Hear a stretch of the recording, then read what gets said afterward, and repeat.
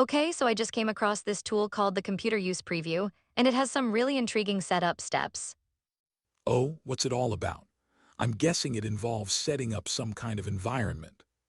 Exactly, you start by cloning a GitHub repository and then setting up a Python virtual environment. Wait, you clone a repo to get started. That's pretty standard, but what's the virtual environment for? The virtual environment isolates dependencies so that you don't mess with your main Python setup. It's like having a sandbox. Ah, that makes sense. I love that analogy. So, what dependencies are we talking about? You need to install Playwright and some browser dependencies, particularly for Chrome. Playwright? Is that the library for automated browsing? I've heard it's pretty powerful. Yes, it is. You can actually run a browser locally with it, which is pretty cool. Cool, but I wonder, how does it handle actual browser interactions then? You run commands through a script like executing a search query. It's all through a command line. So it's like telling your computer, hey, go do this for me. That's pretty nifty. Right, and you can specify environments, like using either Playwright or Browsabase as a backend. Wait, what's Browserbase? I haven't heard of that one before. It's an alternative to Playwright that connects using its own API. It could be more stable for some users. That's interesting. Are there specific use cases where one is preferred over the other? Definitely, for instance, Playwright might struggle with certain drop-down menus on specific systems. Oh, that sounds frustrating. How do users typically work around that issue? They could switch to Browsabase or even inject custom scripts to handle those drop-downs. Injecting scripts, that sounds like a hacky solution. Is it reliable? Not always, it's a temporary workaround, but it doesn't guarantee perfect results. I can see how that could be a pain point. What about the configuration? Is it straightforward?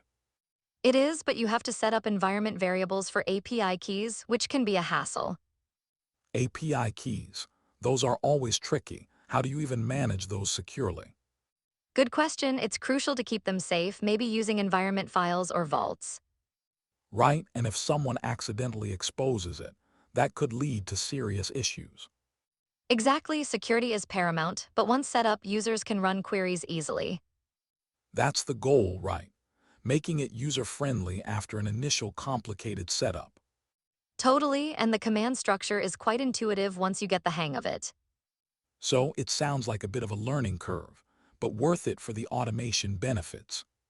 Definitely, and the fact that you can control everything through your terminal is powerful. I'm curious about the practical applications. What kind of tasks can users automate? Anything from automated testing to scraping data from websites, it's incredibly versatile. That opens up a lot of possibilities. But I wonder about ethical considerations in web scraping. Right, ethical web scraping is a whole debate. Consent and legality are key. So it's not just about the tech, but also about respecting web policies. Exactly, it's a balance of leveraging tech while adhering to ethical standards. It seems like this tool could really empower developers, but they have to be responsible. Totally, the potential is huge, but with great power comes great responsibility. Well said, I'm excited to see how this evolves. It sounds like a game changer. For sure, the pace of innovation in tools like this is just mind-blowing. And it leaves us wondering what's next. I can't wait to explore it myself. Same here, let's keep an eye on how the community adapts and improves it.